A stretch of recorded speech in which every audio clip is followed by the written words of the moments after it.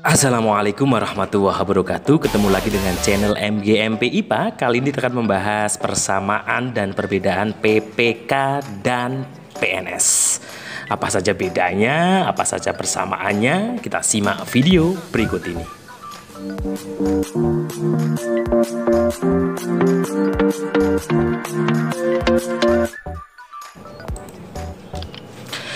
Yang pertama yaitu persamaannya. Jadi untuk P3K atau PPPK atau CPNS atau PNS sama-sama dibuka pendaftarannya di tahun 2021. Tepatnya antara bulan Februari dan bulan Maret. Kita tunggu saja kejelasannya, juknisnya bagaimana. Ini adalah persamaan yang akan direkrut besok tahun 2021. Kemudian, menurut Kepala Biro Hukum, Komunikasi dan Informasi Publik Kemenpan RB sekaligus juru bicara Kemenpan RB, Andi Rohadian mengatakan pemerintah akan membuka pendaftaran CPNS 2021 dan pegawai pemerintah dengan perjanjian kerja atau PPPK atau P3K. Andi mengatakan CPNS tahun 2021 dan PPPK akan dibuka dengan jumlah formasi yang lebih banyak daripada tahun 2019. Ini berarti angin segar buat teman-teman, rekan-rekan guru yang sudah lulus PPG, yang sudah lulus ijazahnya bisa mendaftarkan CPNS, dan bagi yang usianya sudah di atas 35 bisa mendaftar PPK. Kemudian perhatikan ini persamaannya. Jadi persamaannya PPK jenis status dan kedudukan yang paling utama.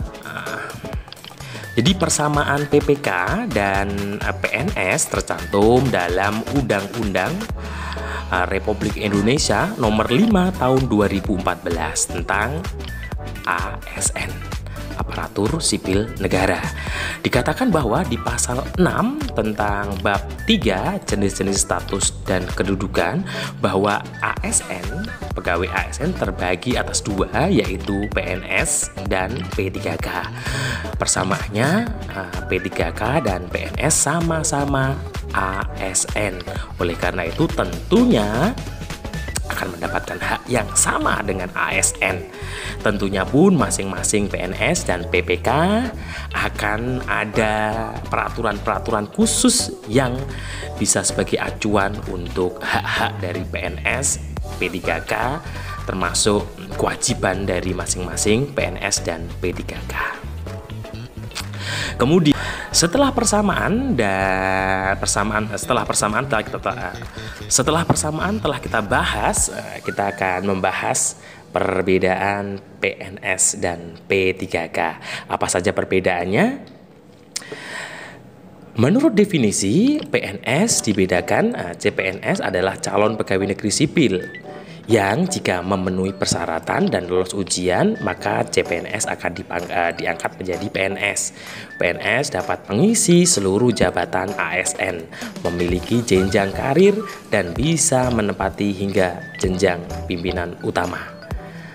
Jadi untuk PNS bisa seluruh jabatan ASN meniti karir dari paling rendah sampai menjadi pimpinan utama.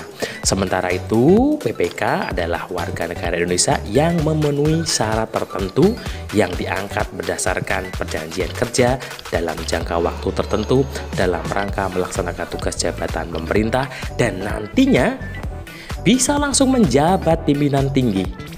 Jadi bedanya seperti itu. Kalau CPNS, PNS meniti karir dari bawah. Kalau P3K bisa jadi menjabat pada jabatan tertentu. Kemudian kita bahas soal gaji. Menurut Perpres nomor 98 tahun 2020 baru-baru saja ini mengatur besaran gaji dan tunjangan P3K sama dengan PNS di instansi pemerintah, pusat, dan daerah. Besarnya didasarkan pada golongan. Perpres ini juga mengatur bahwa P3K juga berhak mendapatkan kenaikan gaji berkala dan keistimewaan.